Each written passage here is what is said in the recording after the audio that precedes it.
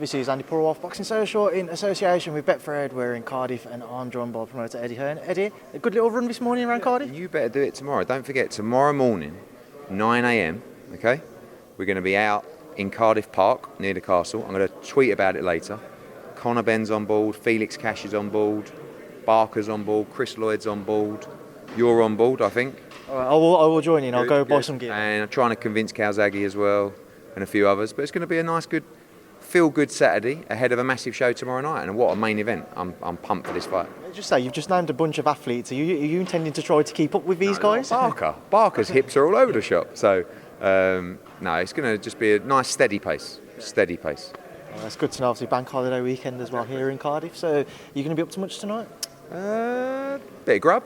Yeah, had a good run this morning. Bit of grub. Lots of work to do, actually. We're just trying to finalise this July 9th card. So, after I've done these, we'll be heading back to try and get that boxed off. I don't want to stroke the ego too much. I will get into a boxing talk, but the reason I brought up the run is because a couple of people commented on our video yesterday saying that you're looking kind of trim now. So how is the weight loss? Well, all these people want to stomp me and do whatever they want to do. I'm getting in shape for them, ready. No, but I'm just been working out for about a year now, and it's just finally starting to happen for me. Lost about 2.5 stone.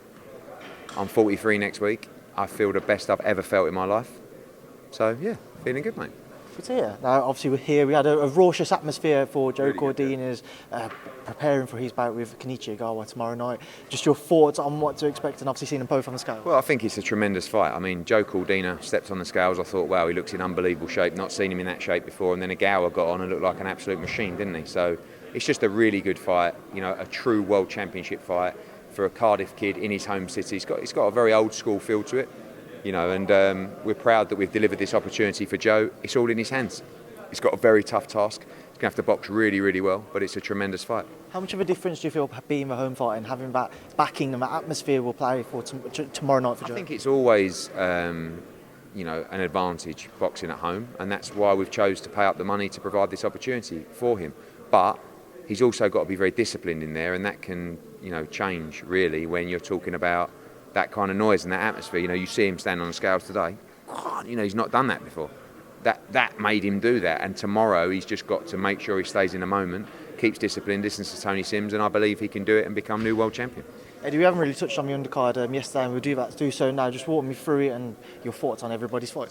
Barrett's in a great fight. I mean, Kourbanov gave Joe Cordina a really good fight in the bubble. In a weird atmosphere because it was completely behind closed doors. He's gone on since then and improved and become European champion. Barrett, the favourite to win this fight, but a lot of pressure on him because he needs to look good to really bring this world title shot in play because he's in the queue as well for that. Dalton Smith, I feel, is one of the best, I say prospects anymore, best young fighters at 140 pounds. He's got a good fight against the Argentinian Purewal. We've had on some Spanish shows before, very, very tough. Sky Nicholson's got a big step up, you know, from fighting girls who are 2-0, 3-0 to fighting a seasoned world champion over 8 rounds is a tough fight. And by the way, Gamal Yafai has a very tough fight against Sean Cairns from Liverpool. Like, Gamal's been out for a long time. Must win this fight, and it's only over 8 rounds. He's got to start very fast in this fight. Callum French has got a good fight. I really rate him. And then 4 Welsh fighters as well, Monique Bucks and others as well, undefeated fighters. 10-fight card. So getting underway, I think, about 4:30. Main event expected in the ring 10:30. Just a word on some of those guys on the undercard. Touch on Dalton Smith. What's going to be the plan with him around the British title? It's frustrating because, you know, we had the fight ordered with Sam Maxwell. He pulled out of that and went to fight for the IBO title and lost. Akeem Ennis-Brown's kind of like got an injury, but does he really want it? You know, we want to get moving for the British because with Dalton, I want him to win the British, win the European, and then move on to World Championships. He's that good.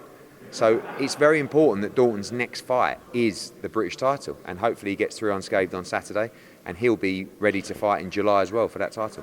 Sky Nicholson comes through unscathed, Eddie. Obviously, people talk about there not being necessarily a great depth in women's boxing, and potentially by 7-8 fights in, she could be looking at world titles. So by Saturday, she could be 4-0. What's going to be the plan for her? I think you're right with those numbers, to be honest with you. I think, you know, this is a good test for Sky to find out really if she's ready to progress to championship rounds. Some of the opponents she's fought at the, you know, so far, good.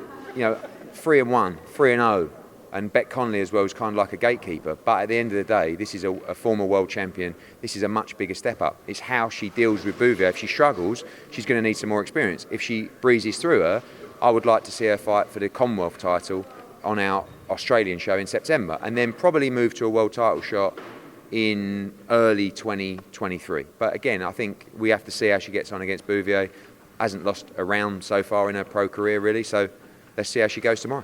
Right from his card, just a few other things. I've seen some reports that Bill Haney's apparently been granted a I saw last-minute that. It'd be visa. great. Do you know anything about it? I saw John Horner, his lawyer, sent me a message last night to say, great news, looks like we've got Bill in, which is tremendous. I mean, obviously he hasn't been there for the prep, but he's there for fight night, which would be a big boost for Devin, and obviously we'll have our show tomorrow night, and then we'll be back to the hotel to, is it 4 or 5 in the morning, something like that, hopefully. Might even set an alarm, but I'd like to watch it and wish Devin all the best. What is your final thoughts on it? I think Devin might stop him, actually. Yeah, I don't know. And I think Cordina is going to stop Ogawa, and that's a massive call. But I'm probably wrong on both. I mean, hopefully, I'm sure in your case you're hopeful that both Devin and Joe win regardless of that. But just away from that, I want to get your thoughts. I haven't asked you about Deontay Wilder confirming he's going to be returning to the sport. Just get your take on that and what could be ahead for him. Brilliant for boxing. Great for Deontay. You know, he's got a lot left in the tank. He's a big name. He's very entertaining. Great fights out there with him. I mean, can you imagine? Still love to make the AJ Deontay Wilder fight. Wilder against Dillian White. Wilder against Andy Ruiz.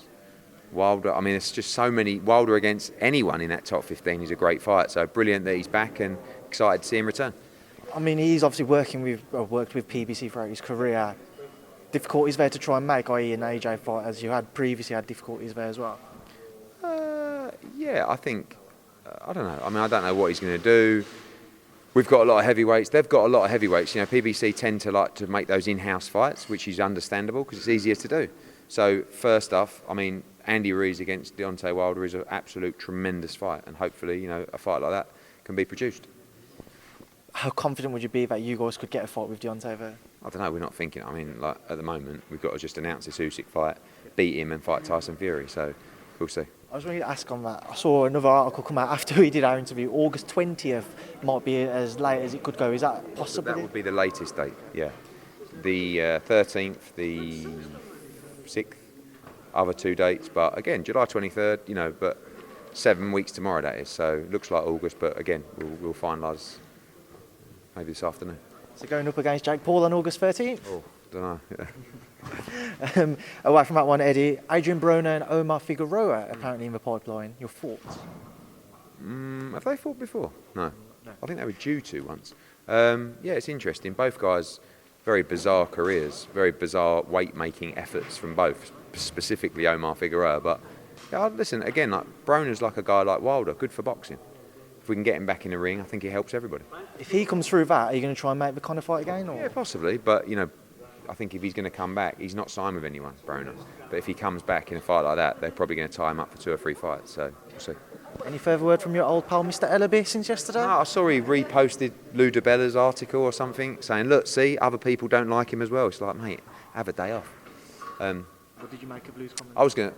No, I don't want to... Lou is very emotional. Like, I don't mind having a little go at Leonard, like a little bit of joke, but I don't want to lose like that. Like, and I'm not going to go there on Lou because I feel bad for him sometimes. But I was thinking about the Leonard Ellerbe, and I was thinking, like, you know, when he says, "I'm the biggest clown in boxing." Let's just put one thing into perspective here.